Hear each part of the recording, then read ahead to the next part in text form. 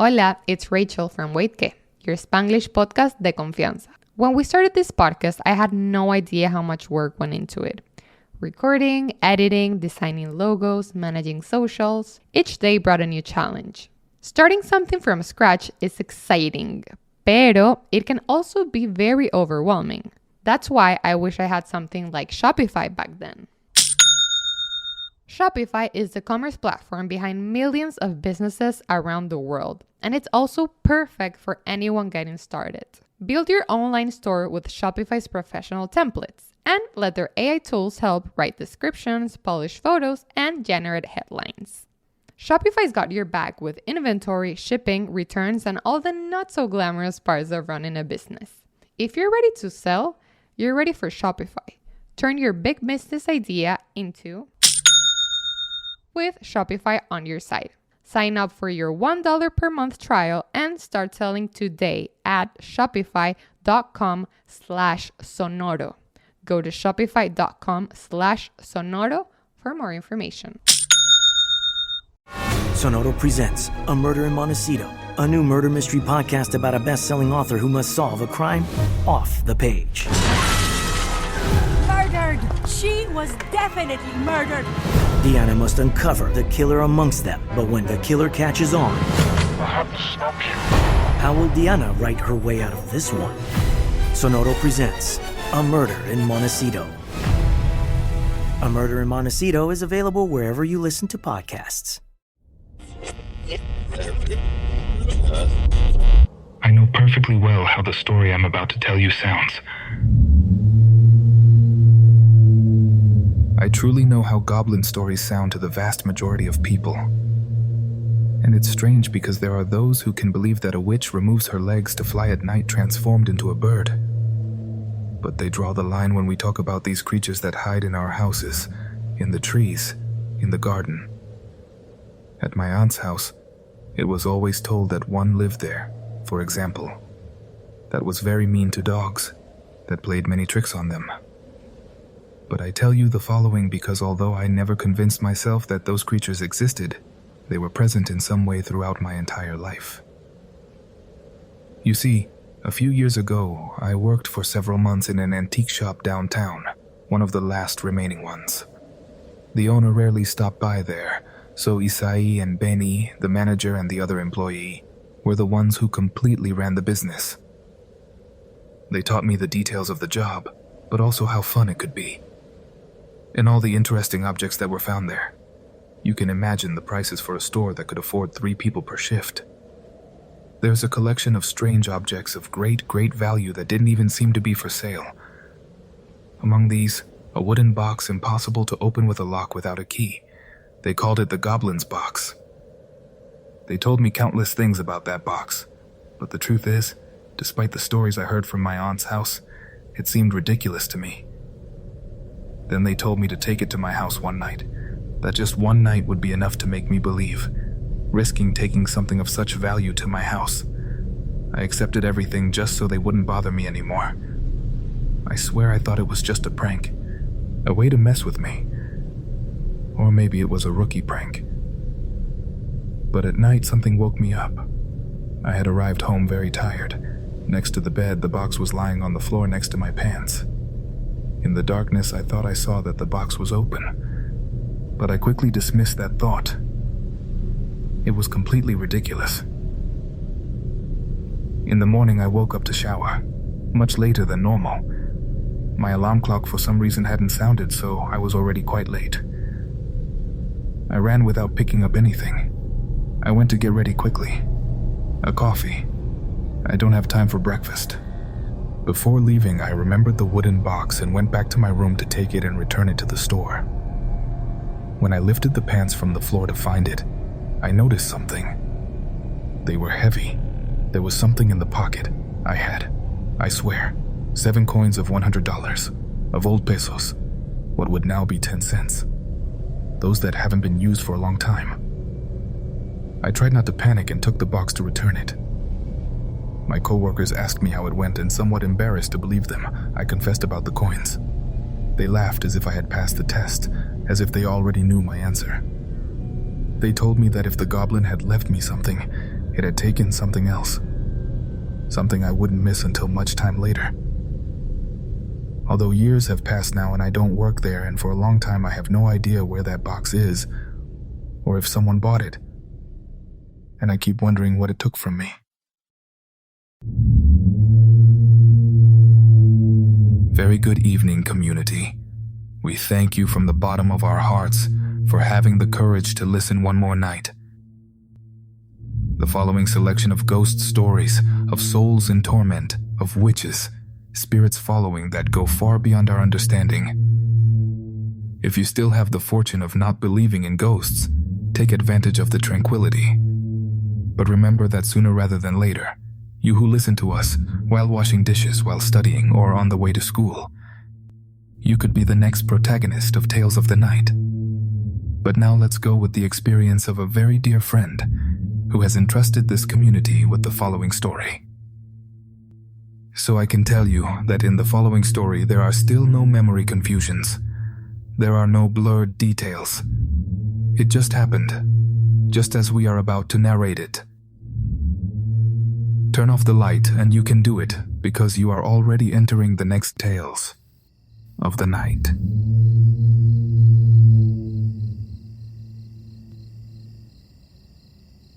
I came to live in that apartment 2 years ago. A very nice and cozy place in a quiet area of the city that I loved. Close to the sea and my friends. A place that could be totally mine. Something I could call home. It was a 2-story house with an apartment on each floor. And the truth is, I was lucky with the neighbor I got. JG. An older man who did nothing but smoke on the balcony and listen to opera. Perhaps for someone those could have been annoying details, but I very soon learned to live with that smell and that sound that I never heard at inappropriate hours. From what I learned, he had been married to a singer, a soprano, whom he now only remembered through the recordings he kept. Who was I to forbid him to remember? JG and I accompanied each other from afar, me helping him take out the trash when he got sick. Him watching over my outings when I returned from some date, giving me the report on whether my little dog had missed me or if he had been calm. Always watching from his window on the 2nd floor. JG always looking toward the street. But I have to be honest. We didn't socialize as much as this story might make it seem. We were neighbors. We were aware of each other because we shared space, but nothing more. That's why, unfortunately, it didn't seem strange to me when several days passed without hearing from JG. I returned home on the night of December 31st and found several people at the door of his apartment. His acquaintances worried, and it's that he had several days without responding to their messages. They asked me if I had noticed anything strange about his absence, but I had continued hearing him normally up there, on my ceiling. Or at least I thought so. Unfortunately, their fears turned out to be founded.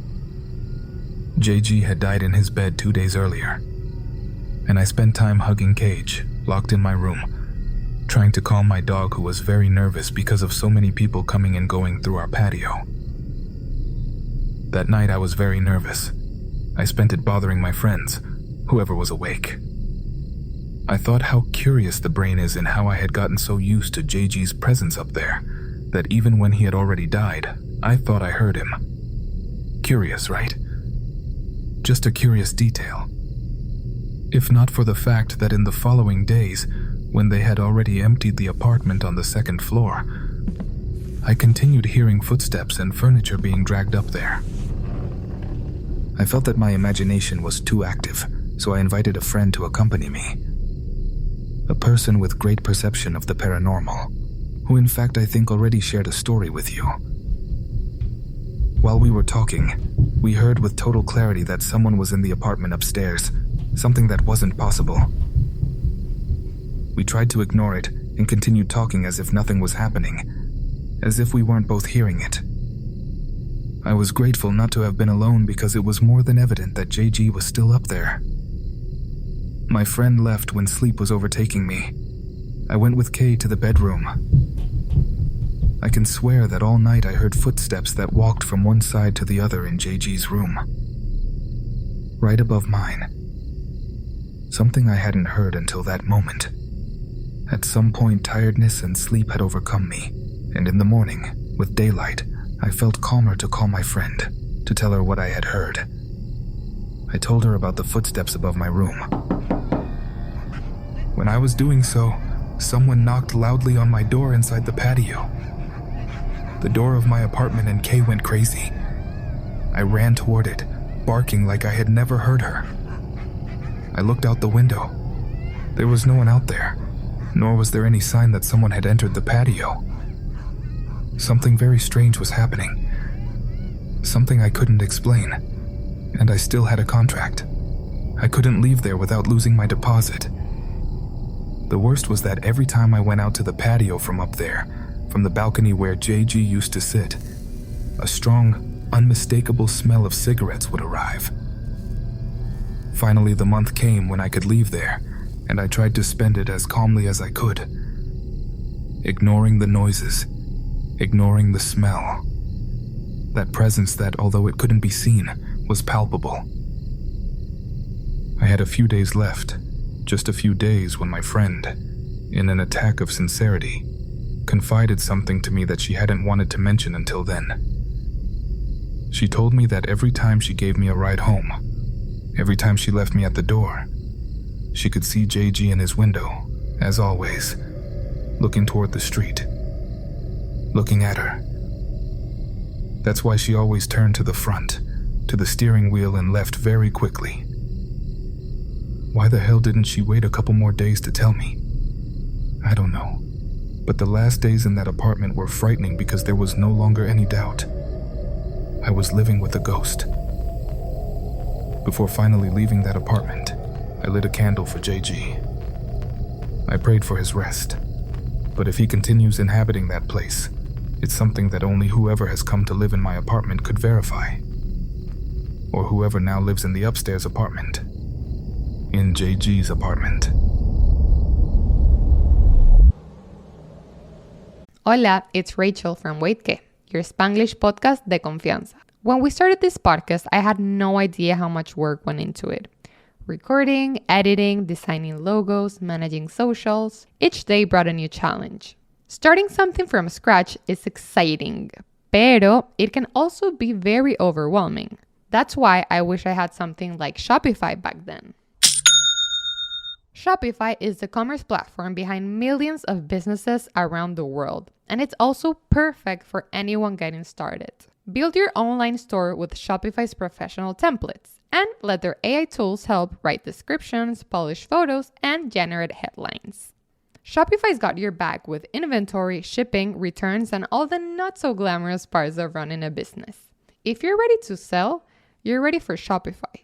Turn your big business idea into with Shopify on your site. Sign up for your $1 per month trial and start selling today at shopify.com/sonoro.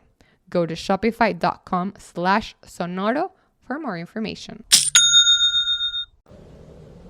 My name is Sylvia Molina, and I greet you from San Salvador. The story I want to share with you and the RLN community, of which I feel very happy to belong, happened to me in the distant 2004, recently graduated from communication school. Like many people, like the great majority, I think, I considered myself an incredulous person, always looking for rational explanations for this type of events. Until it happened to me. It hasn't been the only paranormal thing that has happened to me, but it is what has scared me the most, even just telling it. Not long ago, I shared it with a group of friends, and they encouraged me to send this story. I promised them I would do it. The advertising agency in question was called McCann Erickson, El Salvador, and currently no longer exists with that name. They also changed location. That advertising agency was in a very exclusive area of the capital city, almost in front of the country club. The agency's location had previously been a family residence, but they had demolished it and used the land to make it an office site. The first floor consisted of a large parking lot used by directors, executives, employees, and visitors.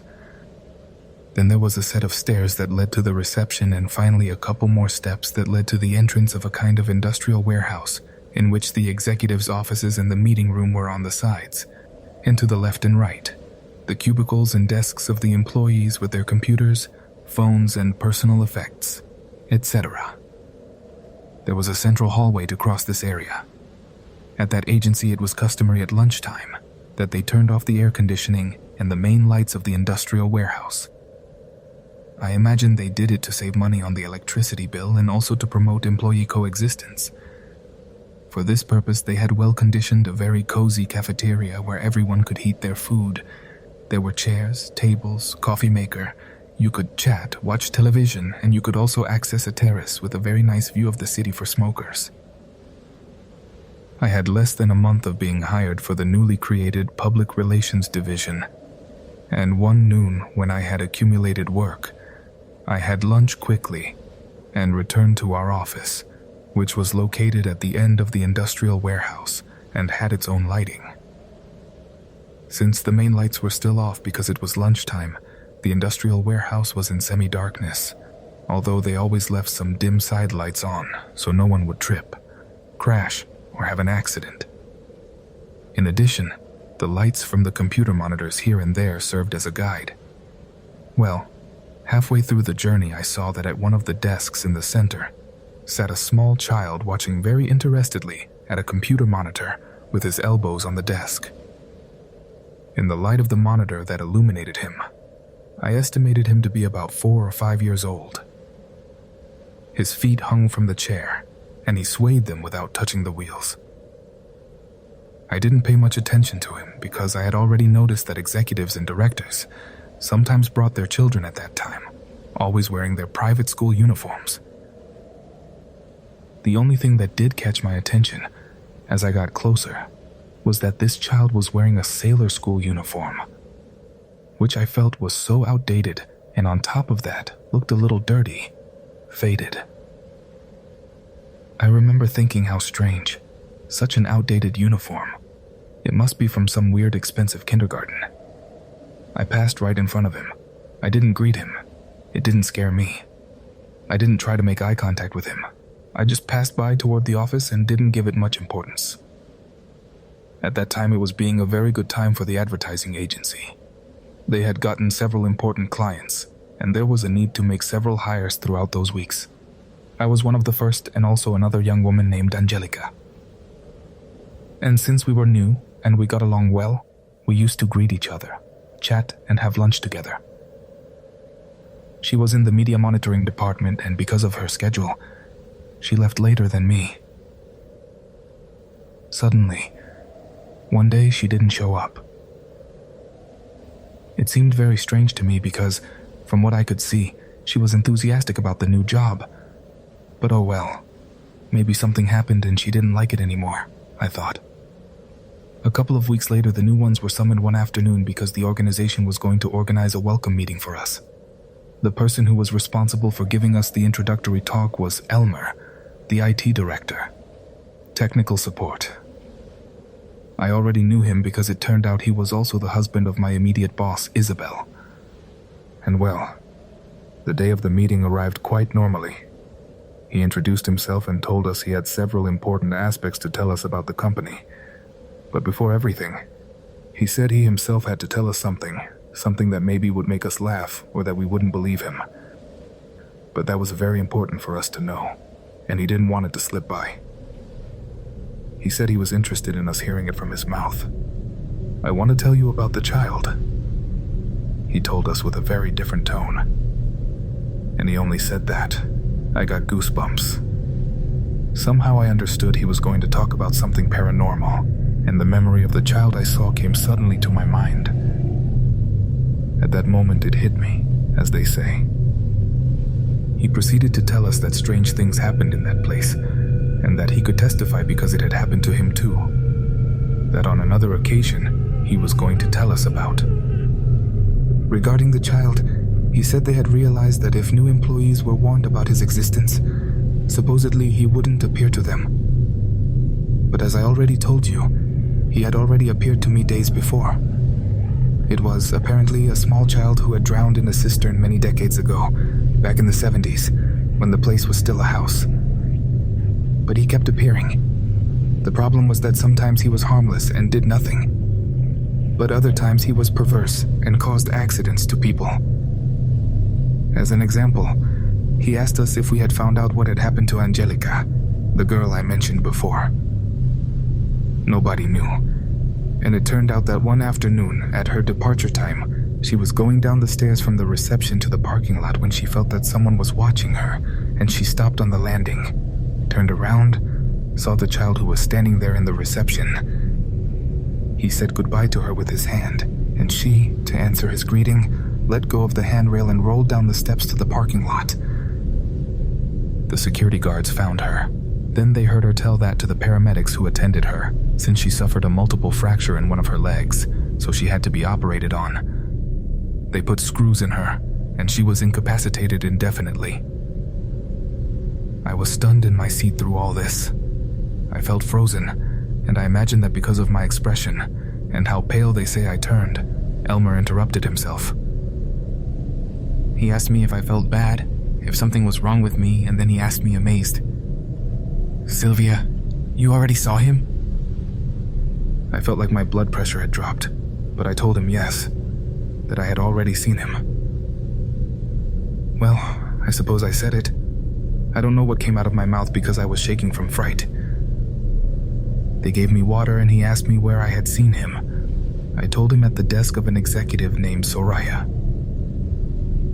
He, with certain pity, with certain shame, confirmed that that was one of the child's favorite places, because that executive, having been assigned the agency's most important account, that of a red can soda, had as decoration a collection of little delivery trucks that she used to leave ordered every time she left and that she would find moved the next day. Just to make sure, he asked me how the child was dressed when I saw him. I told him with a sailor uniform. He said that without a doubt it was the child, that he was very sorry for not having warned us before. Then the meeting continued.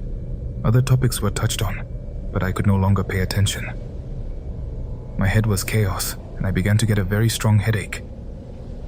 When it finally ended, I left quickly, went to the office. I felt like I had a fever. I told my boss that I didn't feel well, that I could leave before my schedule ended. Worried to see me sick, she said yes, that if I continued feeling bad to go to a consultation at Social Security and to let her know. I didn't mention a peep about the welcome meeting and went to my house. All the way my head was going over the matter to the point that I couldn't get that out of my thoughts to the day. I thought that maybe that's how one started going crazy.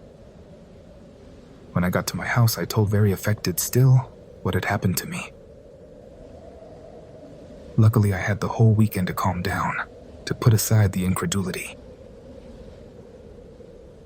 Monday, I returned to the agency and my boss's husband came to greet us at the office to see how I was doing. He said he understood me because the same thing had happened to him. He had gotten sick from fright. On one occasion, he told us he was attending some visitors in the meeting room and offered them something to drink. He went out to look for one of the service staff women to ask her to bring them something to drink. And he saw a woman who was in the cafeteria with her back turned. He called her, but she ignored him and began to walk toward the back of the cleaning area. He went following her and talking to her. He said it seemed strange to him that she was dressed in the uniform of domestic employees from rich people's houses. The woman continued ignoring him, walking faster and faster as if escaping from him. Finally, he saw her cross a corner. He reached a closed space destined for washing mops. There he realized there was no one else. On the way back, he felt he was staggering because his legs were shaking with fear. He could no longer continue attending the visitors, and later he went home with a burning fever. The guards also told me several of their experiences. They were allowed to rest on some very comfortable armchairs that were in reception and watch television, but they didn't dare go up there. They locked with double key when the last person left and opened until the next day when the service staff arrived in the morning. At night, they say they heard from the parking lot a child running, bouncing a ball, moving furniture, and laughing. That place is still there, only currently it functions as a location for dental clinics. I hope you liked my story. I promise you it's 100% real, and I wish you very good nights. Don't leave, because there's still one more story tonight. We thank you for being here and invite you to feel very, very proud to be part of this community, the best community on the internet. Many people tell us that stories help them get through the most complicated moments of their lives, so trust that stories will always, always be there for you. Let's go with one more story tonight. Hola, it's Rachel from Wait Que, your Spanglish podcast de confianza. When we started this podcast, I had no idea how much work went into it. Recording, editing, designing logos, managing socials. Each day brought a new challenge. Starting something from scratch is exciting, pero it can also be very overwhelming. That's why I wish I had something like Shopify back then. Shopify is the commerce platform behind millions of businesses around the world, and it's also perfect for anyone getting started. Build your online store with Shopify's professional templates, and let their AI tools help write descriptions, polish photos, and generate headlines. Shopify's got your back with inventory, shipping, returns, and all the not-so-glamorous parts of running a business. If you're ready to sell, you're ready for Shopify. Turn your big business idea into with Shopify on your site. Sign up for your $1 per month trial and start selling today at shopify.com/sonoro. Go to shopify.com/sonoro for more information. Hello, very good evening, community. I share my experience with you. My name is Nora, and I'm from Monterrey, Nuevo León. I love your channel and your book. I enjoy them very much. Now it's my turn to write you a story, and this happened to me just last week. I was very excited because they invited me to the baptism of a friend's granddaughter that would be in Cadereyta, Nuevo León. I loved the idea because despite being from Monterrey, I had never visited that place.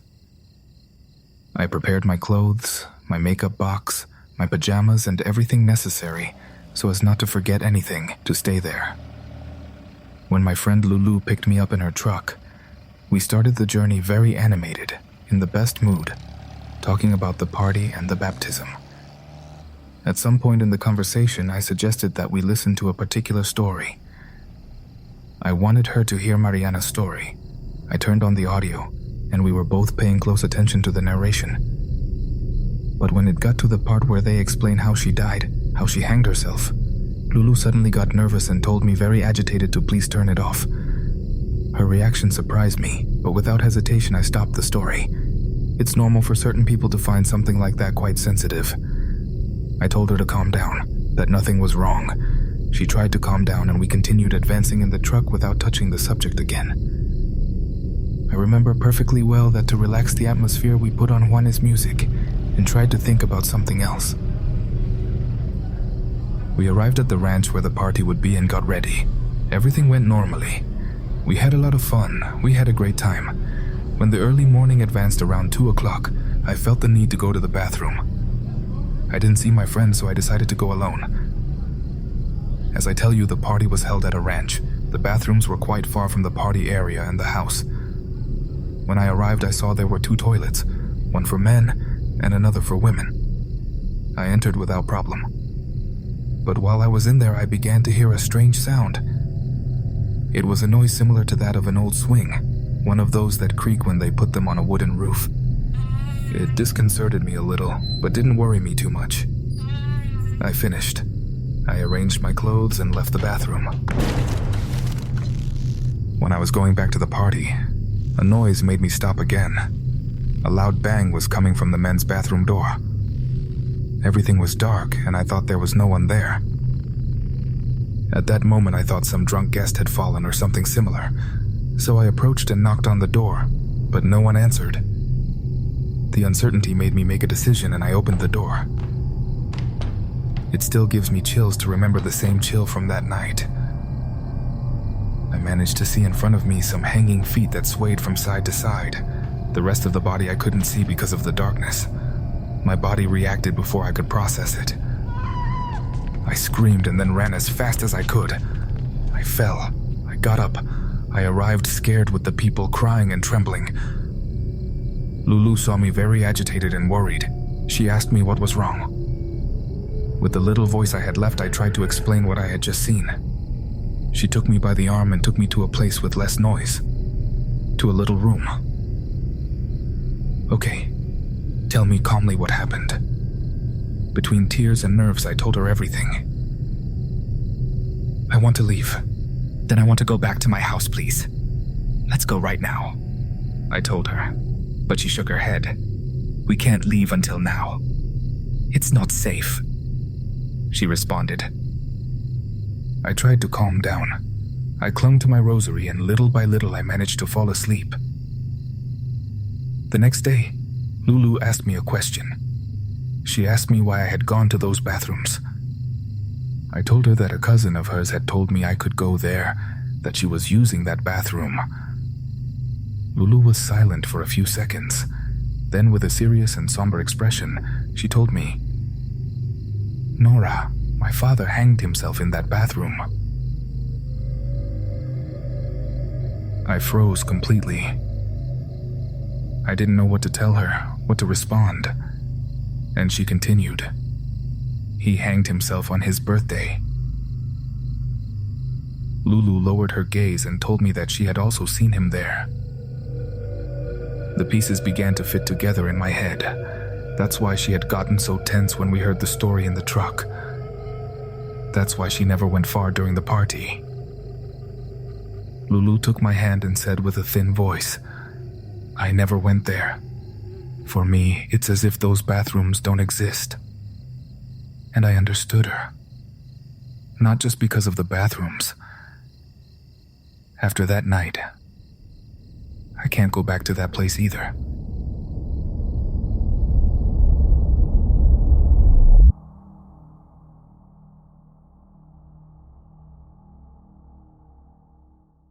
Hola, it's Rachel from Waitke, your Spanglish podcast de confianza. When we started this podcast, I had no idea how much work went into it. Recording, editing, designing logos, managing socials. Each day brought a new challenge. Starting something from scratch is exciting, pero it can also be very overwhelming. That's why I wish I had something like Shopify back then. Shopify is the commerce platform behind millions of businesses around the world, and it's also perfect for anyone getting started. Build your online store with Shopify's professional templates, and let their AI tools help write descriptions, polish photos, and generate headlines. Shopify's got your back with inventory, shipping, returns, and all the not-so-glamorous parts of running a business. If you're ready to sell, you're ready for Shopify. Turn your big business idea into with Shopify on your site. Sign up for your $1 per month trial and start selling today at shopify.com/sonoro.